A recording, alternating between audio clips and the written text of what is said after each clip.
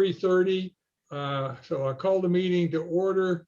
And I don't think we have anybody participating outside of the board itself. So there's no public comments. I think we need to hear, but I always remind folks that the city is committed to compliance with the Americans with Disability Act. And if anybody ever needs any accommodations or assistance to participate, if they just need to contact the city secretary 3 days in advance, and arrangements will be made. We received the agenda for today. And along with that, thanks to Myrna, we also have a set of Housing Advisory Board minutes for the November 16, 2020 meeting. I think that's the last one that we've had because of all kinds of disruptions. I think many of us thought that we would get to 2021, we would be clear sailing, and that is not the case. So I hope you all had a chance to look at the November the 16th, 2020 minutes, because I'm going to ask if there are any corrections or additions. I was not able to attend that meeting, but we do have the minutes, and we're grateful to Myrna for capturing all of that. So are there any corrections or additions that need to be made to these minutes? I do have one question. It says on item G that there was an update from Lou, and Lou wasn't there. So is that just a standard template that's used, and so that's just part of it? Or do we need to remove that? We can, that's a good catch. Thank you. Wendy, it was agendized for, but then we didn't do the item because he wasn't there. And so I think we need to note that he wasn't present on the item. Okay. But perfect. I can get with Myrna on making that correction. Thank y'all. So we made to make that edit. Thank you, Wendy, for catching that. If no other correction addition, will someone move that we approve these with that one correction? So moved. Second? Second. All in favor, wave at us. Okay, good, thank you. All right, Susan, I think we're down here on the agenda there's no persons need to sign up to speak, so we go to item C on the regular agenda, and I'm calling on you. Okay, sounds good. Well, we just went into, for this item, this is Lou's last meeting as our chair for the Housing Advisory Board. And so we went into, I know Sophia and Myrna and Nat all are very grateful for all the time that Lou served on the board as our chair, kind of going through that whole 2030 process. So that was a lot of time and a lot of energy that was taken. So we got you kind of our standard that we got for some other board members last year about the 2030. So we'll get this to you, Lou, whenever we see you in Susan. person. But thank you. We just wanted to say thank you for all your time. Very much. Mm-hmm. Well, I appreciate that very much. It's been a really good experience serving on the Housing Advisory Board, particularly since we were doing the update on the housing element for the 2030 plan. I learned a lot. I think that's probably the biggest reason I would encourage citizens to be a part of this. You learn a lot about your city government when you participate in these citizen boards and commissions. And so it's been almost revelatory to understand what goes on with city government and the complexities that go with that. But I do want to say in return, I am very appreciative for our city planning staff that I've worked with. You all have been great. I appreciate your patience and trying to understand, help us understand what we're trying to address here that within the purview of the Housing Advisory Board, and particularly your patience when some of us wanted to do something more or quicker or sooner. So I'm grateful for your patience in the midst of that. But you all have done a super job, and I commend you highly. And what I will take away from this is the level of competency we have with our city staff has been really good. So thank you in return. Thank you. That's very kind to say. So are we ready? We ready to go to D? Yes, please. All right. So Myrna's got her name besides this one. I think we dealt with the minutes. So I think we can go on to E. And this is really important right now, probably given the amount of repairs that some homes will need. So Susan, Yes. take it away.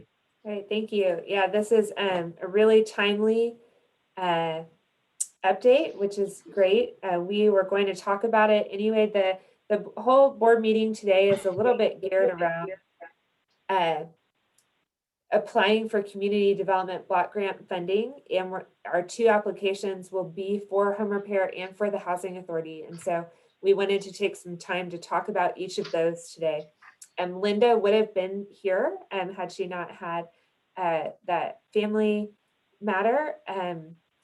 But she gave me a lot of good information, so hopefully I can represent the work that Habitat's been doing well. I'm trying to get my video to expand a little bit here. 1 second. There we go. Okay. Can everybody see the PowerPoint here? Yes. Yes.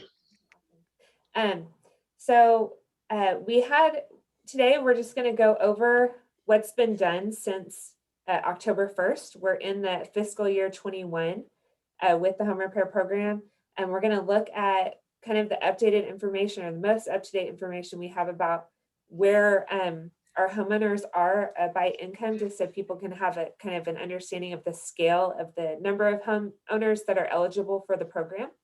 And then we'll look at kind of at that workforce homeowner group, which we just recently expanded eligibility for.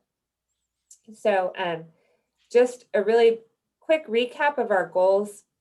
We have preservation of neighborhoods, energy conservation, and we have money specifically for that: energy conservation, housing affordability, and then building partnerships with our nonprofit community. And really, the program has done a great job of supporting all of these goals over the past few years. So the funding we have available, we have $75,000 from Williamson County. With COVID, Williamson County has been a little behind with their community development block grant funding. We'll talk a little bit about that in our last item, but we don't actually have those funds yet. And so the Habitat is our partner who actually conducts the repairs with this funding for homeowners in the city of Georgetown.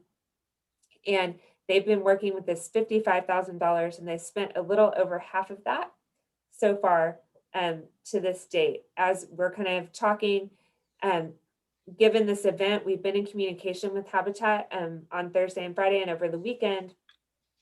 They anticipate there's going to be a lot of repairs needed for homeowners, and that they'll be expensive. And so they have no doubt that we'll spend this funding, especially the $75,000 once we get there. They do have a relationship with with plumbers. And so their project coordinator has been in contact with those plumbers, trying to kind of get on the radar. They've also been in contact with our permitting department so that our permitting can waive the fees associated with any of the plumbing repairs. So this is just some photos of recent repairs. This is a roof repair that was done. We also do accessibility and safety repairs. So there's a lot of bathroom repairs, both walk-in tubs and accommodations like the one that's shown here. The picture on the right is kind of a safety repair that was done for some indoor heating. And so I can stop right there, I guess. Does anyone have any questions on either funding or sort of the eligible repairs and kind of the work that's being done? It's a kind of a shame that Linda's not here to kind of answer some of those specific questions. But do they have to apply for them? For the repairs, yes. Yes. We have the application available on our website, and then also on the Williamson County Habitat for Humanity website. the application itself is not too extensive, but it does require that proof of income eligibility, and that can be getting together of some documents. But Habitat is really great and about walking applicants through that process. They've also worked with me to kind of educate me on that, and so I can also assist homeowners on kind of making sure they have all of the documentation needed to apply. So the funding is the city or Housing Advisory Board is going to apply for the CDBG funds, which is not, the application is not out yet, correct? Right, and so And then the 55,000 is with the city of Georgetown. Is that application ready to submit? I mean, this is our current program year. So this is Okay. what we have from last year. So, Okay. so we applied for it. oh, It's in the okay. budget, and this is what we're working with kind of October 1st to today, to Okay, September 30th. great. Yep. Great. So Um, of the 130 total funding, we haven't used any yet? We've used over half of the city funding, but we haven't gotten access to the county funding yet. Okay. Because they had to work their plan that they submit to HUD with their COVID relief funds that they had. And so they're just a little bit behind on giving the funding. Okay, got it. But Linda thinks that this 75,000 will go pretty quickly considering the need in the community for repairs after the storm. Most definitely. Susan, I guess I kind of didn't understand this. So this is can you hear me? Yep. So the community, Oh, you got muted, Mary.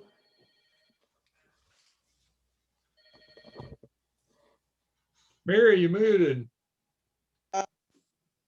Oh, there you go. how does that, I mean, because you said something about COVID. So this was not dedicated? So the way the community development block grant funding works is the county is allocated a certain amount of community development block grant funding each year based on population, and they then those cities and jurisdictions that apply for that funding are allocated by project. And so we applied for home repair funding from the county, and they allocated it to us. And they put that all together and they submit it to HUD to be approved. Usually they do that. They would have done that in October of this past year. But because of COVID, they got more funding and rewrote their plan, and they still haven't submitted it to HUD yet. And so our funding has kind of been tied up a little bit with the county's planning process. So Susan, Complicated, but yeah. so for all of 2021, there's $130,000 to work Yes. with. And half of the 55,000 from the city has already been used. Yes. Okay. So now we're looking at maybe about $100,000 left for the Right. rest of the year. Yes. Okay. In a typical year, we would serve, like last year, we served about 17 homes with the same amount of funding. We don't always have a disaster to the scale of what we just experienced. And so I think it'll be one of those things for Habitat, and whether they are kind of bombarded with immediate needs. Usually the repairs aren't as urgent, like they do exterior things, but I'm not exactly sure what homeowners, the process is going to be. I think people are still trying to figure out kind of like what they need and how to get help, and wait lists for plumbers and all of that kind of thing. Will there be FEMA funds though for homeowners that were affected by the winter storm and damages associated with that? That's my understanding, but Okay. I have no details about. I'm kind of still learning, what that means and if it has a relationship to this program or not. Okay. I think that may be really important as we move forward, because we wouldn't want to utilize funds from this for repairs associated with the storm if those repairs could be addressed by FEMA funding, right? Yeah, that's a good point. Okay, I'm just Do a writing. lot of these homes not have homeowners insurance or carry Well, homeowners insurance? And I we pay think the deductible or anything like that? A lot of the homeowners that we typically help are elderly, and their homes are paid off or that kind of thing, and so they don't have property insurance a lot of times. But that's not every homeowner. Is that what you Right. meant by that question? the only time you're required, obviously, to have homeowners insurance is if you have a mortgage. So, yeah. If people own their homes outright, and they're not required, they might be foregoing that expense. And I'm not, and I guess some of these repairs would fall under the homeowner's insurance. Is that what if people have it? Susan, would you please mention again the eligibility requirements, income requirement? Yes. So I can pull that up. Can you guys see when I switched Yes. screens? Did it Thank you. switch? Thank you. So this is the as of July 1st, 2020, the income limit for the program is 80% of the area median income. So for a one-person household, it's 54,000. For a family of four, that's 78,000. Thank you. And we're going to talk a little bit about that in this next slide, which is the percentage of homeowners by income for the city of Georgetown.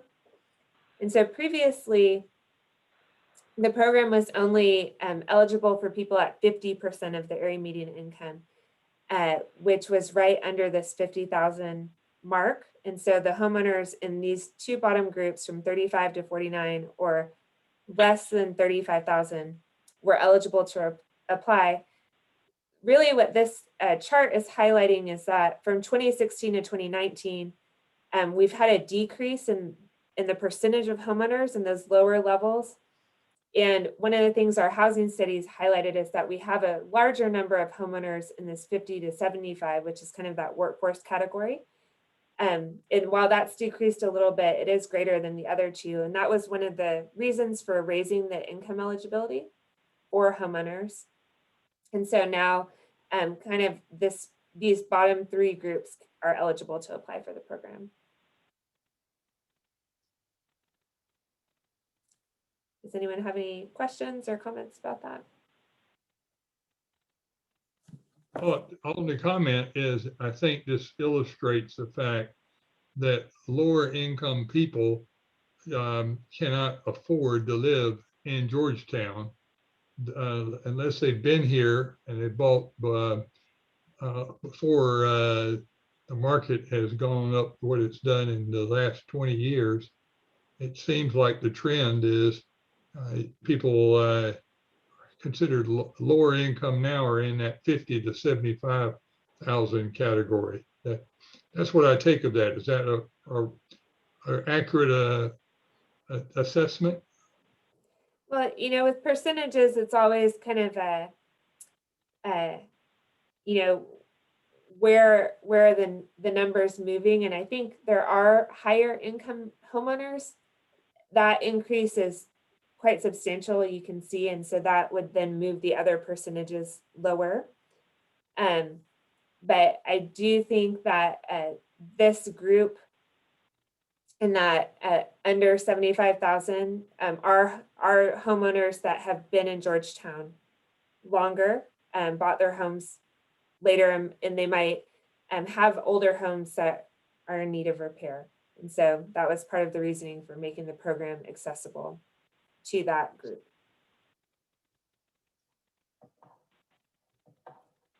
Then let's see. Our next slide just talks about there's 3,500 homeowners in that group. And so expanding the eligibility has assisted in that preserving of our existing neighborhoods, older neighborhoods. And really, that's all we had. I think Linda would have added a lot to this item if she were here, but we kind of were just giving an update because in our last item, we'll be talking about the application for additional funds for next year for the home repair program. Any question? I don't hear any, Susan. I think we can move on then. Thank you. Okay, sounds good. This next item, Nikki is going to be kind of co-presenting with me, and we're going to talk about the Georgetown Housing Authority. Of course, we were going to talk about both of these things prior to last week. We had posted it kind of on the 13th, actually. And so in our housing study, we're going to kind of talk about the background of why we're doing an assessment of the needs for the Housing Authority, and then kind of look at those needs and then talk about some of the next steps. It's been really educational to work with Nikki and learn more about the Housing Authority. She can speak to all of these things better than me. Nikki, you can see the presentation, right? I sure can. Okay, great. And so do you want to provide a little background on the Housing Authority, just so everyone knows the history a little bit? Well, basically it was the first, well, it's right here on here that the first set were built in 1967. That's 104 units. And then the second, which is a smaller section, is built in 1973.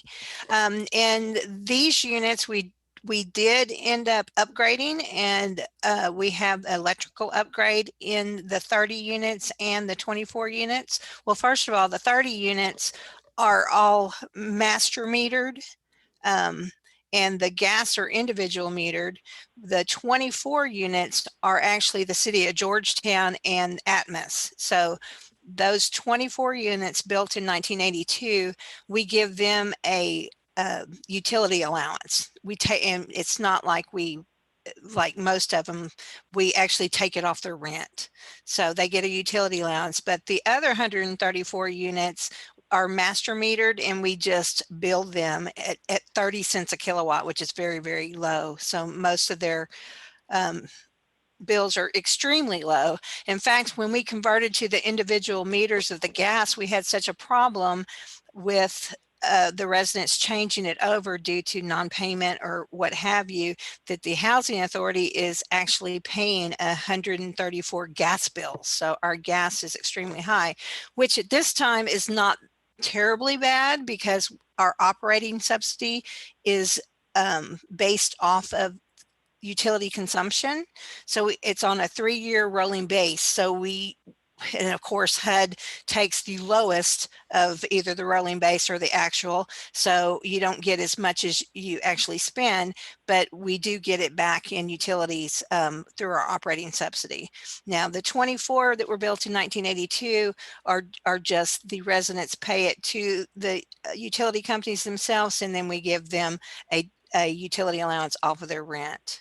But they're very old units, 39 to 54 years. So we're working off of all the original equipment until we had this remodel, Great. other than basic wear and tear of hot water heaters and such. Thank you, Nikki. This is kind of an aerial photo just to kind of orient everyone to where we're talking about. This is 17th Street in Leander. And so you can see the 3 developments. Nikki, was Stone Circle, is that the 1982 edition? No, that is part, it's not broken up real well here. Let me see if I can show you. Okay. You can't see my little Stone Circle is the same as all the way up to 18th Street. Okay. Right there, and Stone Circle. Okay. So that's 104. And then 30 is on Hart Street, the little L shape right there. And then I don't know how to, not that one fourplex right there, but yes, all that is the third development that they pay their own utilities to the companies. Okay. And so when we were working through the update to the comprehensive plan, one of the things that we talked about was preservation of housing in neighborhoods and supporting rental choices for low-income households. And one of the actions in our implementation plan was to evaluate the needs of the housing authority, since some of the only rental choices for low-income households are at this development. And so we met with Nikki, and we went over to the housing authority, and we kind of, she has great documentation on all of the needs, because she has to negotiate the financing all of the time for maintenance and operation of these units. But some of the things that we think the city might be able to potentially assist with were the needs that are listed here. And so we have some information about each of these. And then this will kind of go into that third item of applying for community development block grant funding. So the first need was this exterior repairs. And Nikki, you can kind of talk about this, but this is the, what's listed here is kind of what is needed. And then we have some photos that sort of really demonstrate what we're talking about. Yeah, so I believe the last time that this was painted, and when they painted it, they actually did not remove much deteriorated wood. They maybe a little bit, but not very much, and that was in 2006, I believe. And so the wood is starting to really deteriorate, and the fascia is rotting. And we did have termites at one time, and we have that existing rotting of the wood as well, and it was not replaced, and it's just gotten worse and worse. So this is something that, you know, would make the curb appeal look a lot better than what it is right now. We've kind of even spoke about, we have these, what do you call those, Susan? They're the pickets right in front that maybe we could just take off, or we would do some bids of just removing the fronts of them. Yeah, but where you can see at 612, see how it's got the, that, yeah, where she's pointing. I mean, it gives it a lot of nice curb appeal to it, but it's not necessary to have that. So we were looking at possibly doing quotes with just removing that, and then of course replacing it. But this is actually something that was approved by CDBG back in 2000. Where are we in? 2019. But when we had the sewer line, so we got $282,603 to do this exterior repair. And then we found out about a sewer repair. So I went back to the county and asked if we could use that towards the sewer remodel. So it definitely is needed. We just had to kind of postpone it. Right. And so it is eligible for the community development block grant funding. Yes. The next need that is identified is the HVAC upgrades.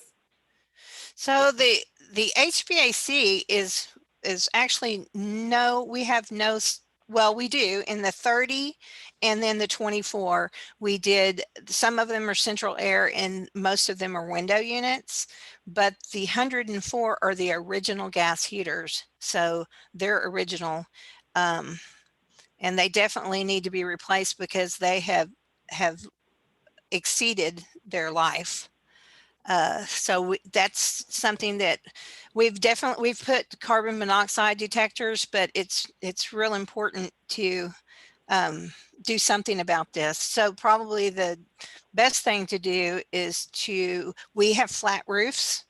And on those flat roofs, you don't have any, you have no way to put central AC and heat, because you would have to put the, you know, there's nowhere to put it. So the only thing that would really work cost effective would be the central AC, the mini splits. So that's how we would have to do that. This is extremely expensive because then we need the electrical to be upgraded. In order to put the HVAC in, the electrical is as overloaded as it is because it was built in 1967 and it doesn't have the capability of the HVAC to be added without doing the electrical panels as well in the electrical upgrade. So it's extremely expensive. So that might have to be on hold, or when we do ask for, what I have been doing is saving a lot of capital funds. So the Housing Authority gets capital funds of about 300,000 every year, and they get operating funds of whatever that is, could be anywhere from 350 to 420. So the CFPs, the capital funds for each year, I have been holding back, and that's why we had 750,000 that we could put towards this, but now we're pretty much running out. We will get a 2021, but the need for the HVAC and electrical upgrades are $2 million. So we don't have that right now. If we were to apply for that, we would have to, especially if it was CDBG, we would have to do it over several years, because CDBG doesn't have that kind of money to give to one agency. Right. Definitely. This is some photos of the current water heaters. That just kind of really came up too. We passed everything on those 18 units. Well, actually, it was only, let's see, 10 units. We passed everything with the city except for the existing water heaters. They're not sitting on a platform. Okay, so they're the original. So they were built over 50 years ago. And at that time, they didn't require those gas heaters to be placed on the 18-inch platform above the floor. They actually didn't require the combustion air vents or a drain pan or a shut-off system, and the temperature and pressure relief valve is required to be piped outside. So in our existing hot water heaters, they didn't pass code. So we're working with the city to see if they can not fully grandfather, but to possibly grandfather, maybe just putting a pan in and the shut off sensor. We're in the negotiations right now to do that. The main problem is, if you look at the picture, there is not enough room to put a platform, and there's not enough room to put a pan. The water heater is 19 7/8 inch wide, and the room itself without the molding is 20 inches. So 20.5 inches, I think. So there's no way you can put like a 22-inch pan under there or a platform. So what we would have to do is take out that wing wall, which we've already done asbestos abatement in these units. This is in 42 units we've done asbestos abatement. So we would have to go back in and abate to take that wing wall out if the city requires us to bring it up to code without grandfathering some portion of it. So we are working with them on that. I think we may be able to just have the drain pan, and the temperature and relief valve is going already outside. That's the only good thing about it, is we do have that piped outside, but the platform, and if we are able to just put the pan in, we would have to custom make them because they don't have them. And I'm working with the engineer to put up a plan that we can present to the city for a smaller, like rectangular pan that is just over the size of the 19 7/8 inch hot water heater. Grayson, have you ever heard such a thing?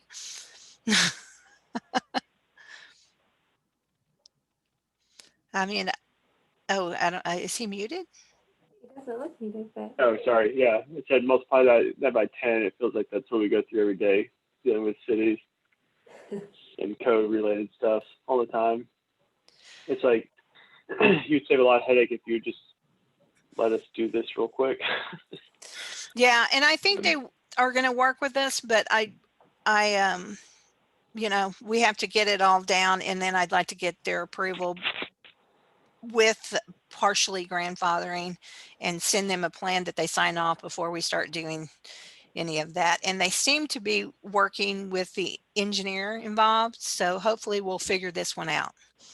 But either way, it's going to have to be done for this remodel. So that's something that we are not going to have to ask for CDBG funds because it's already in the works, and we have already started, you know, our 104 units that we are remodeling under this $5 million grant that we have. Okay. So the next thing was the electrical needs. Kind of the same thing that I already said. It's just the original electrical, and the load demands are very short and dated. So we'll have to upgrade the electrical devices. One thing we didn't even speak of, I guess, is which helped us as far as the electrical is under the ground. It's not overhead. So that did help. We didn't have anything burst under the ground as far as the electrical, but the upgrade will be needed if we still have, what is it? It's 120, but we have some at 80 amp. So there's some that are really under what's needed as far as the electrical goes. So it needs to be upgraded as well. And then I think our last thing is the trash collection and how it's currently And I guess we were, negotiated with. yeah, we were Yeah. kind of talking about this, Susan. I mean, it's extremely high. I mean, our trash collection is extremely high, but you know, when I was talking to Susan, I don't know what other developments are paying for trash collection. I know that Shady Oaks is not paying near as much as Stonehaven, the public housing. You know, our budget is just outrageous. It's almost 50,000 a year. And that's with Texas Disposal Systems, and then on our City of Georgetown bill as well. Especially with all this relocation that's going on, we ended up having to get one of those big trash things that are here that we have to dump twice, because whenever you're moving people, they get rid of their stuff. And we got a lot of bulk trash, and we have that behind a gate.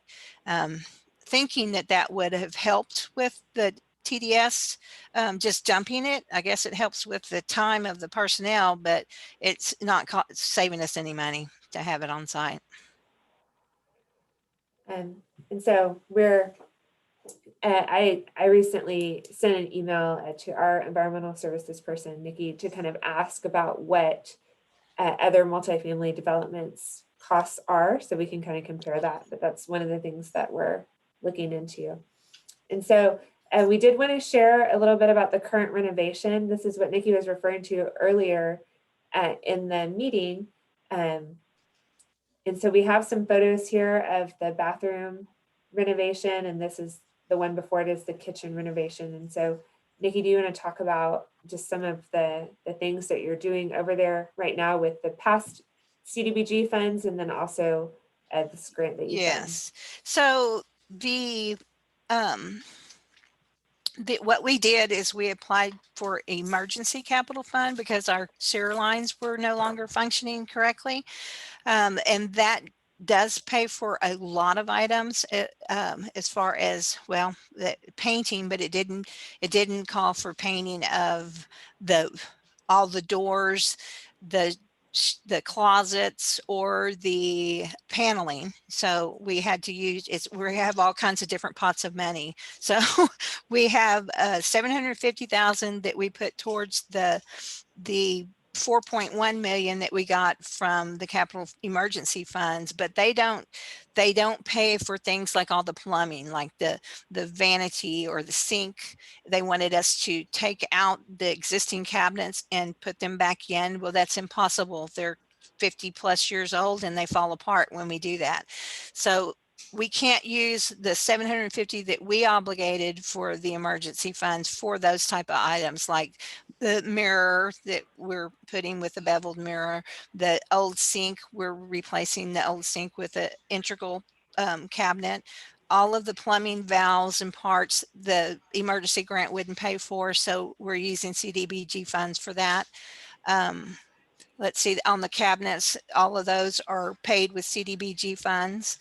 And we also, out of one of ours, are actually operating reserves that we have, we're putting new appliances in that CDBG would not fund, or the emergency grant would not fund. So we have all different pots of money that we're doing to remodel it, as well as like the mini blinds, CDBG wouldn't fund, and the other. Of course, we're running out of money, but it's looking very good, as you can see. Look at the flooring and the cabinets, and we're doing the Energy.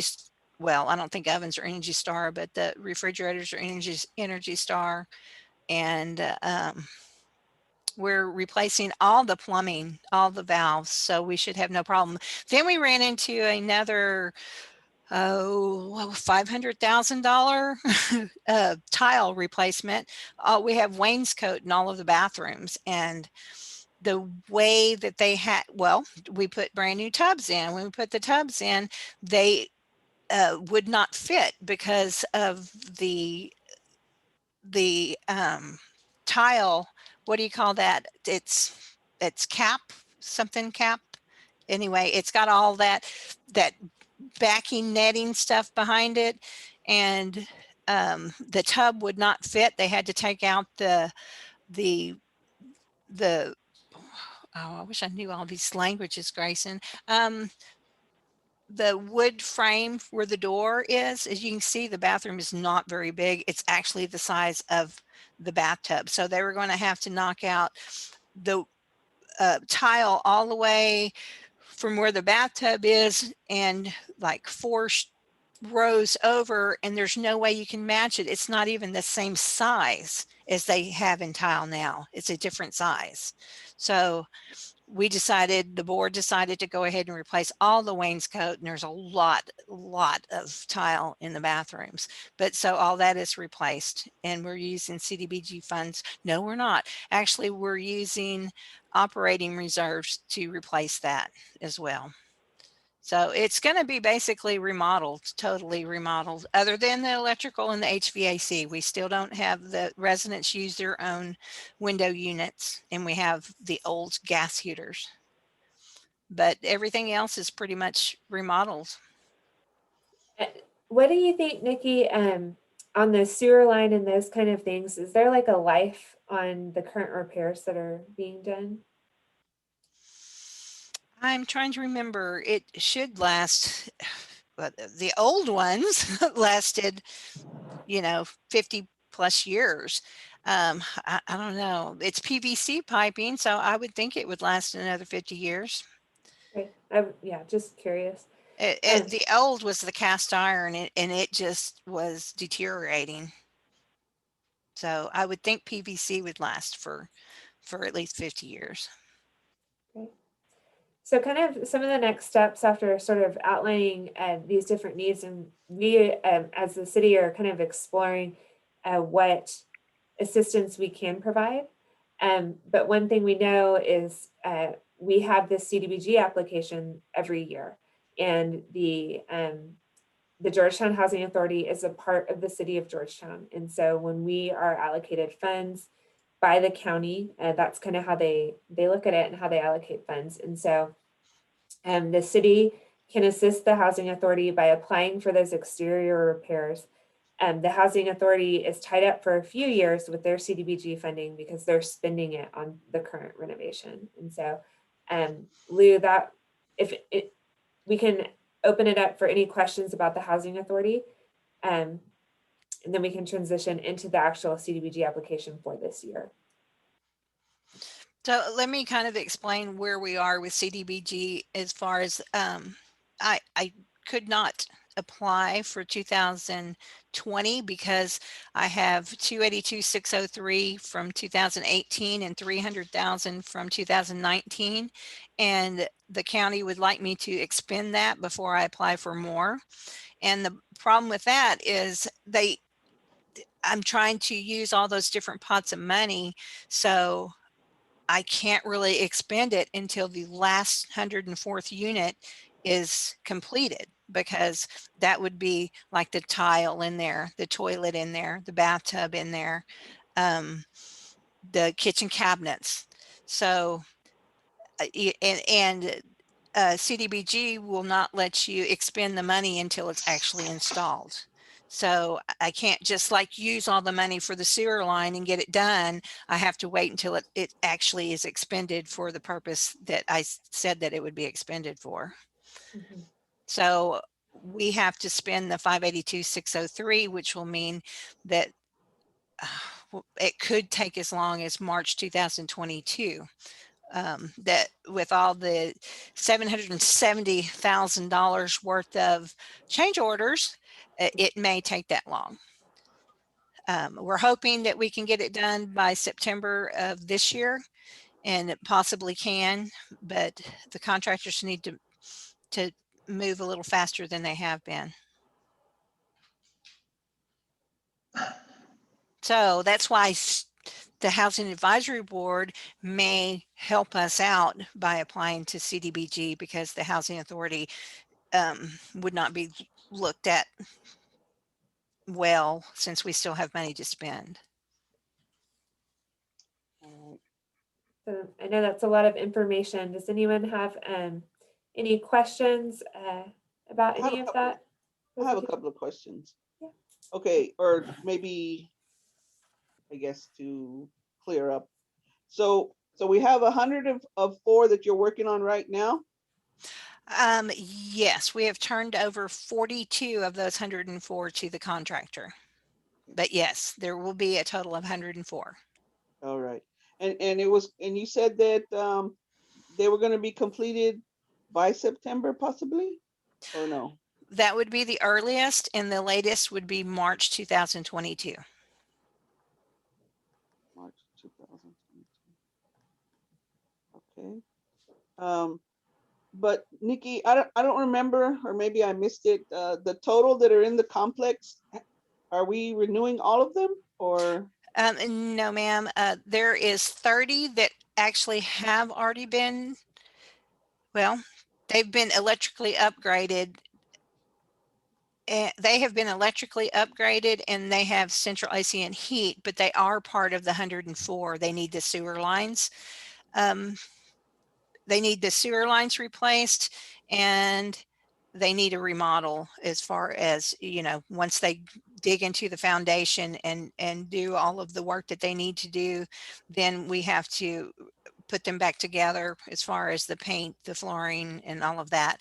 Now, that other 24 has the city of Georgetown sewer, so we don't have to touch those 24. All right. Okay, so So help there's me again. 158 units, and 104 will be redone. Okay, so the total is 158 Yes, ma'am. in the whole complex? That's correct. Okay, and so we're just doing them a little at a time as we get the funding, correct? Well, no, we have the funding. We're just trying to move the contractors along as quickly as we can. Okay. Okay. And one more question, it's just Who are- crazy, something I've been thinking about. Where did all these people go? Or did they move in with families? Did they find other places? Did y'all put them We are relocating them. So I have been holding back units since 2018, knowing that this would happen. So Okay. as a vacant apartment comes vacant, then I didn't release it, Uh-huh. because we knew that we had the sewer problem. We actually found out we had the sewer problem when we were thinking about going RAD, the rental assistance demonstration. Okay. And we had to do a physical needs assessment. And actually the physical needs assessment didn't even come up with they didn't even require that we needed the sewer lines. But when we had a sewer line problem happen, when we had that line replaced, we actually had it bottomed out. It was deteriorated where it was actually into the soil. So the whole Wow. bottom of the sewer line, the cast iron, was gone. So we knew, the board and myself knew, that these had to be replaced, and it was going to be a major deal. So then we started investigating the work orders and came up with, we knew that there was a problem, but I had no idea there was 50 to 75 work orders in the history of like one unit. And we have sewer machines and have that happen all the time. But then when I actually put all the documentation together, it was very obvious that our sewer lines were failing. So then we actually had pictures taken of it, and you could see that you could see how it was curving. I forgot what that's called, but it, there wasn't even lines. There was broken rock into some of the lines, and it was in a All very right. bad condition. Yeah, all but the 24. Okay. And so once I guess these units get remodeled, then people can apply and you can start filling them up, correct? Oh, yes, ma'am. We have a 4-year waiting list, so there should Wow. be no problems. And what we have done is relocated all the residents to other units within the complex. So Okay. we pay to pack them up. We pay to unpack them. Then we're paying for their utility bills because it's too hard to transfer and all that. So then once the units, which these 10 were ready to move in, we were going to pack them back up and unpack them in the new place. If they did need to be relocated, like say it was a family of 3 and they a 3-bedroom and they lost their children and now it was only needed to be a 1-bedroom, then we would permanently relocate them to the right size. But as these units come available, we had, like at Stone Circle, we had Yes. 3 vacancies before we even started. So we will pull off the waiting list for those 3 brand new remodeled units. Oh, okay. Good. So the waiting list is you said 4 years old, but you're filling it first with the people that I guess were moving from one. Oh, how about a? So it would be date, time, and stamped of when they applied. And then of Okay. course they'd have to keep up with it every 3 months. Okay. But we've already, as far as those 3, we've already contacted the people on the waiting list and they will receive the units for the Oh, okay. vacant units. Okay. I was just wondering about, because you said you were relocating people or moving them into the apartment that's, adequate for them, Well, like the yes, family but one. so how we're kind of doing this is say there was a 2-bedroom person who their children left and started having their own family. So now they're eligible for a 1-bedroom. Then we relocate them to a 1-bedroom, but instead of having to move them 3 times, we're just going to keep them in that relocation Okay. unit until their phase 5 1-bedroom becomes available. And then we'll move them only the second time. So, and then most of the people, what we're trying to do is relocate them. And once their unit is available, then we just move them back. So hopefully nobody will have to move more than 2 times. Okay. Thank you for being patient with me. No, Thank you. it's all a complicated process. No problem. Grayson, did you have a question? Yeah, I was just going to ask kind of how you guys go about pricing the work and where you figure out what's going on. I mean, do you just get a quote or a bid from the contractor, and then who are the contractors, and how are they approved through the board, or what's that process like? Out of curiosity. Kind of all of it. You have to go out for procurement. So you have to list it and send it out. I sent it out to all the big known companies that I did. I posted it on LinkedIn. I posted it in the newspapers. I posted it in the architects, all of their spots that they have. And then I found out who had done sewer repairs and sent them directly the procurement. And then whatever respondents we get back, which we got 4, then you have to make sure that they are reasonable and you have to check their references. And then it goes to the board for the most reasonable, reliable, whoever. It has to be the lowest bid, unfortunately, but it does have to be the lowest bid unless you can prove there's something wrong with their references, which is very difficult to do. JC Lewis is the one. They're out of not near Fort Worth. What is it? Denison, Texas. And they were the lowest reasonable, responsible bidder.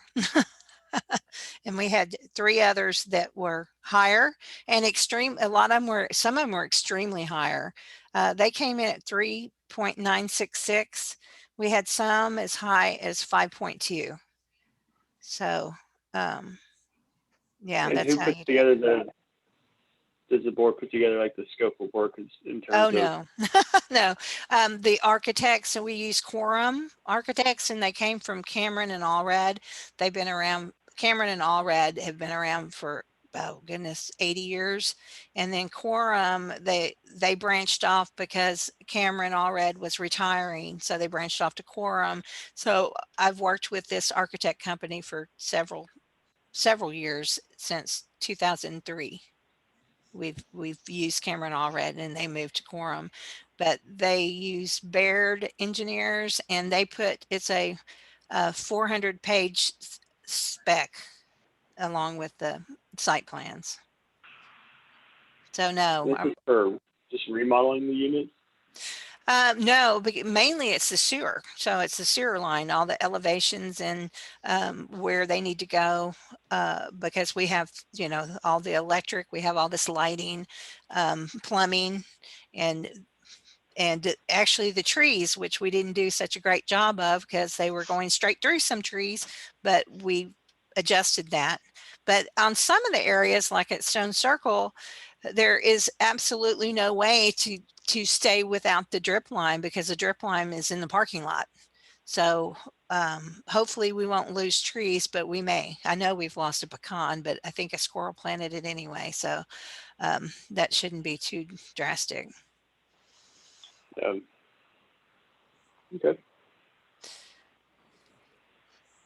Yeah. Does anyone else have any questions? Chuck, do you have a question?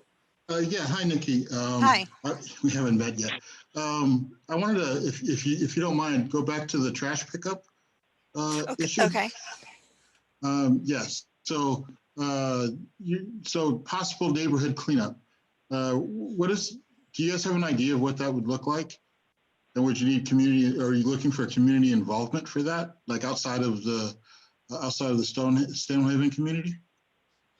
So one of the things we did this past year, I guess February of 2020, is the city did a neighborhood cleanup with TDS, and it might be possible that the next neighborhood we would do would include the housing authority, and that included bulk pickup, and we had a lot of public works vehicles come and collect tires, and just a lot of those things that I don't know that any of your residents would have tires, Nikki, but oh, they drop everything over here, and I think not even from our place. I think everybody just knows you can drop it here and we'll pick it up.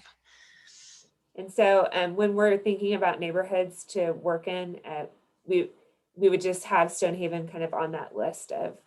Okay, so it's a city thing, not a kind of a nonprofit volunteer thing, is what you're saying. Well, yeah, in this specific case, we're trying to evaluate where the city can help, but I don't think that limits other groups.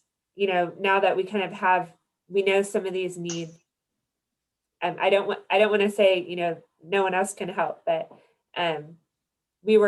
for this particular thing, we were just looking, is there any opportunities for the city to assist with supporting preserving these units?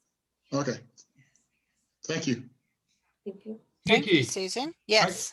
I've got several questions. I'm trying to get a 30,000-foot view of all of this. First of all, 158 units in Stonehaven. What's the maximum number of residents you can have in there? I believe we've had as much as like 286. Okay. And right now, how many units are vacant that you're working through the renovations? We have, let me think here, 30, we have 46 units vacant right now. Okay. Now that's the ones in process of being renovated. There's still like 4 others that are vacant, but I haven't turned them over to the contractor yet. I got you. I got you. And so, in your funding sources, where do the dollars come from? And you know, it's all. Is this all federal money? It is all federal money. We get our operating subsidy, which is based on our utility consumption and what we spend per unit as far as utilities go, gas. The one thing they don't count is the trash, but they do count water, electricity, gas, wastewater, but they don't count that any trash collections or trash, which is a big one. But Okay. then we have our capital funds that come in every year. We get capital funds, and it depends on the operating subsidy is off of a proration. So the government appropriates so much money, and then they always take a proration of that. Right now, it's at 90%.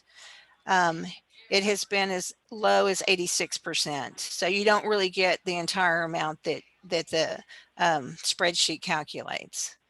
And then I guess my question really is, how much in terms of city, how much does the city of Georgetown put in this from city tax dollars? none. None. The city has not given us any funds.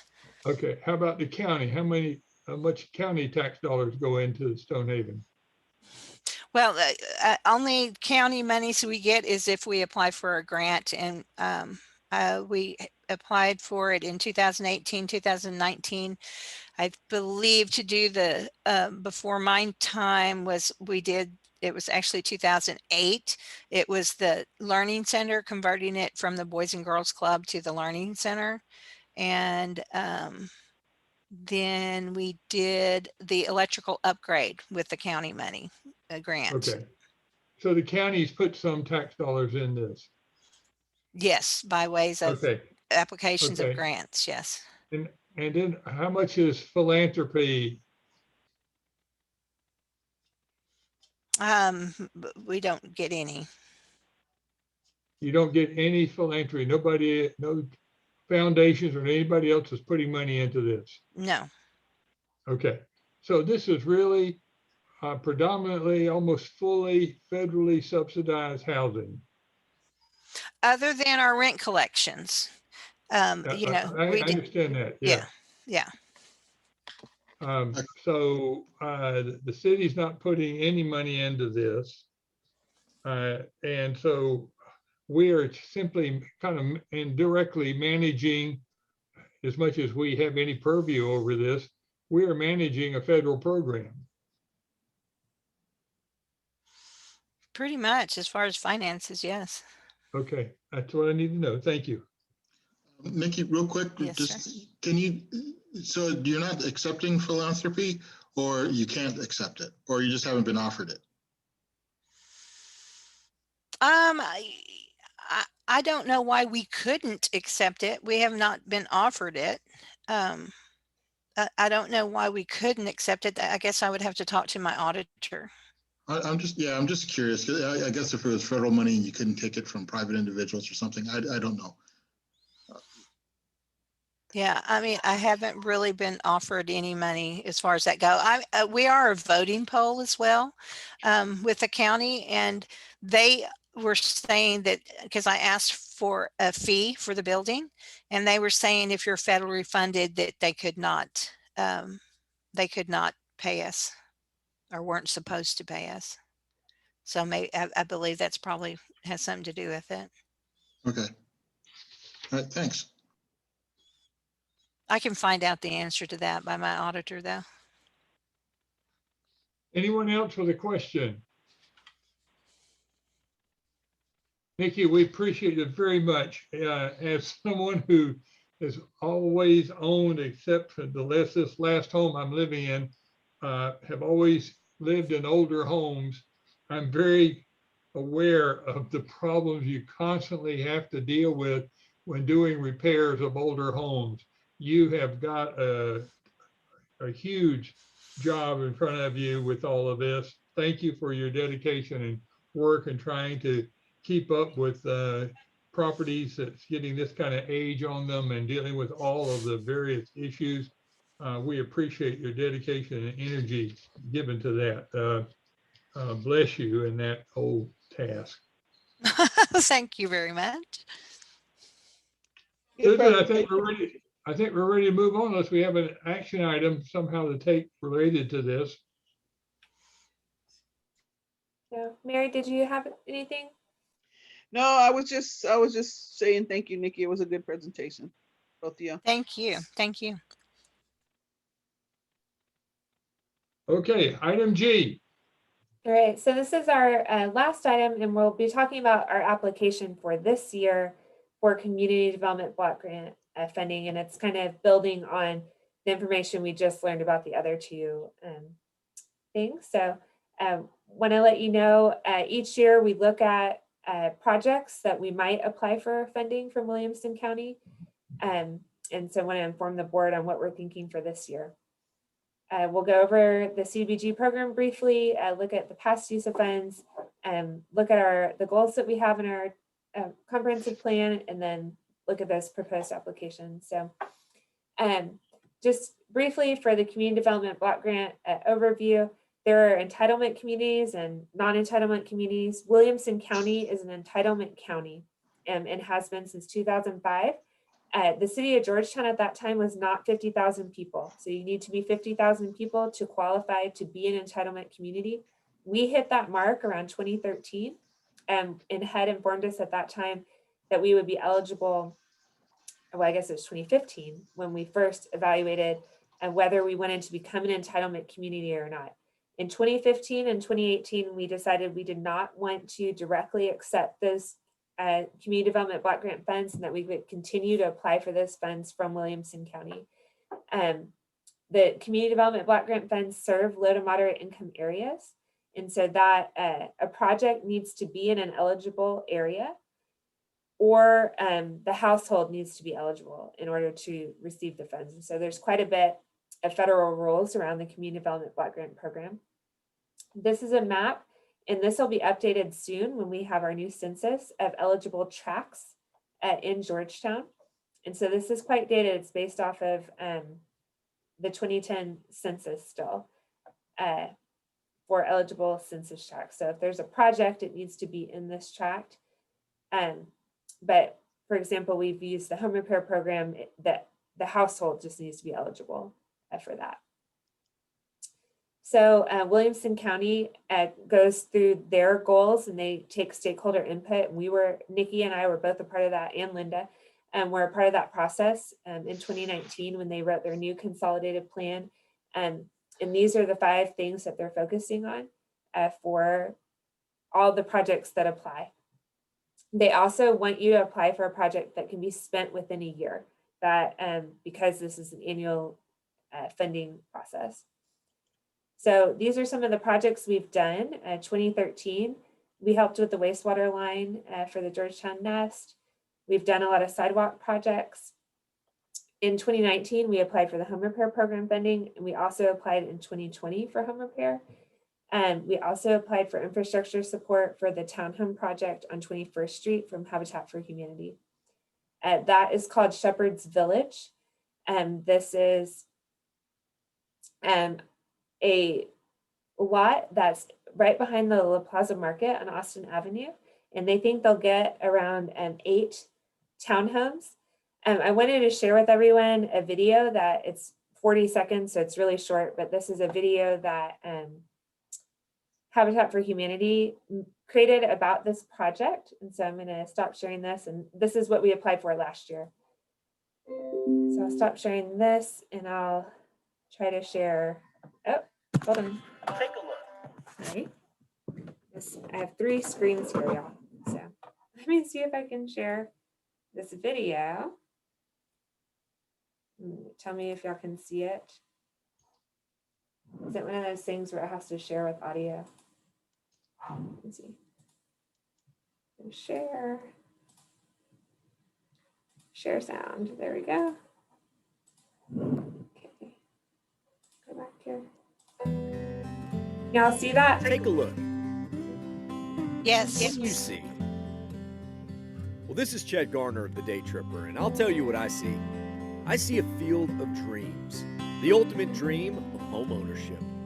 And thanks to Habitat for Humanity of Williamson County and a generous contribution from the Shepherd family, this property located in southeast Georgetown will be known as Shepherd's Village. And with your help, Habitat for Humanity of Williamson County will provide families an affordable place to call home. So join the Shepherd family and many others across our community by donating today and help Georgetown dreams come true. So that is the project that we applied for last year with Community Development Block Grant funds. I'll pull the presentation back up here. And so once we get the funding from Williamson County for this past year, then they'll start with that water and wastewater line on here, 21st and 22nd Street here, both the engineering and construction. And so this year, we're proposing to apply for those exterior repairs for the Georgetown Housing Authority that we just kind of went over in the last presentation, and again, apply for the home repair program. This is that same information that we just reviewed. And so I'll be submitting that information to Williamson County for this project. The estimate, whenever Nikki did it a few years ago, it was around $280,000. We'll have to get a new estimate for this year and submit that to Williamson County. And then project 2 is the home repair program. These program goals that we have they line up with Williamson County program goals, and that's why those projects are eligible. Home repair, and the county is supporting home repair in Greater Williamson County, so in the ETJ. And they're funding both in the city of Georgetown and then in the surrounding area, because our home repair program just serves homeowners in the city limits. And so the next step, we have to go to the city council with these applications. Sally hasn't released, Sally is our Williamson County grant administrator. She hasn't yet released the application, but it's always a process on the city side to apply for federal money. And so one of the first steps is identifying the projects and then getting all that information. Then we'll go to city council. And generally we have a workshop. Last year we had a workshop item to kind of give them an update on what we are applying for. And then it will be on the city council agenda for them to approve the application. We'll submit it to Williamson County. And then the entitlement that I was talking about earlier, we're up again in 2021. And so in a future Housing Advisory Board meeting, we'll be considering that entitlement. Whether the city of Georgetown wants to be a direct entitlement city or if we want to continue our agreement with Williamson County to apply for funds. And so that will be this summer. You'll get more information on that. Does anyone have any questions on those projects or on the CDBG program?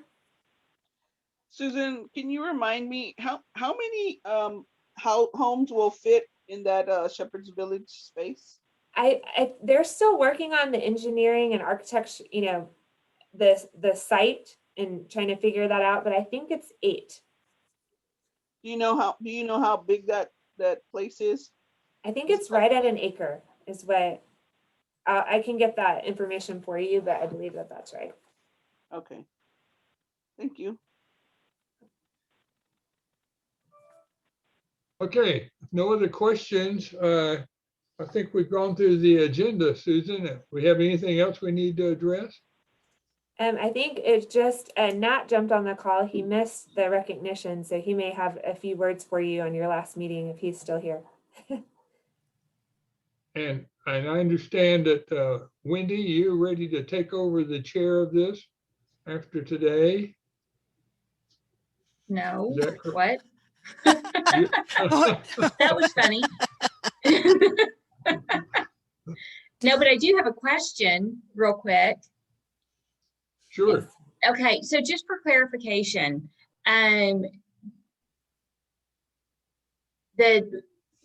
you're talking about the city will be applying for 2 separate grants from Williamson County, correct? And the one for the housing housing authority is just for the exterior Yes. improvements that they're needing, not all of the others. And then the other is for the other $75,000 for the home improvement. Okay. Yes.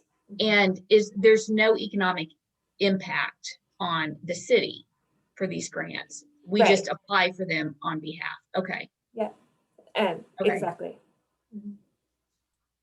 So Perfect. Wendy, am I mistaken that you're not preparing to take over the chair starting next month?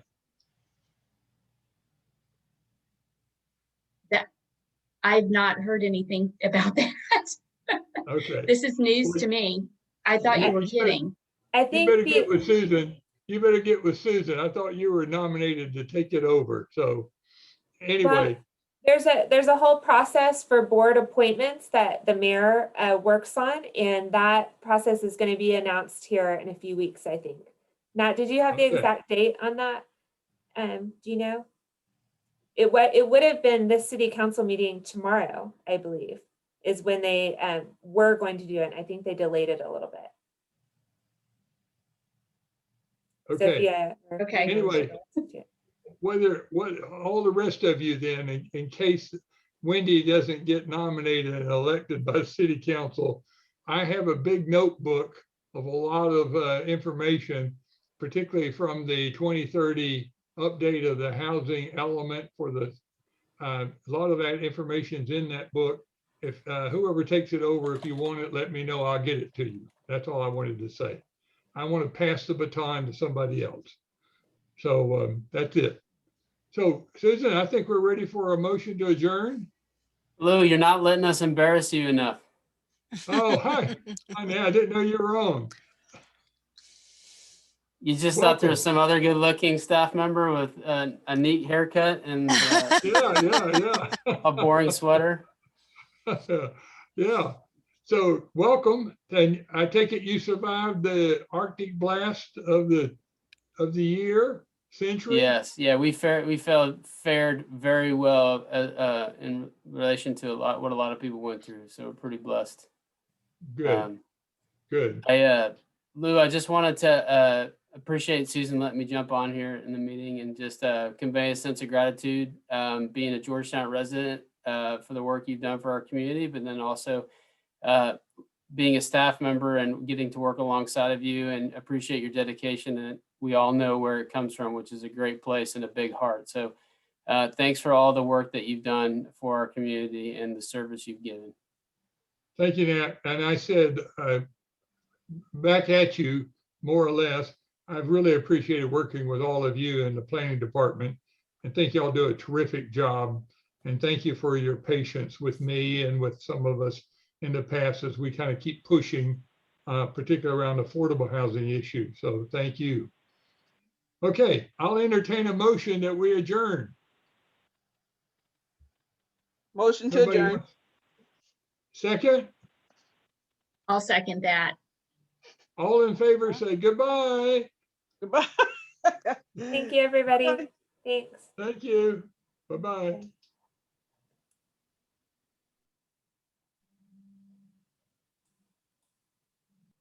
Oh, my goodness. I have to stop sharing.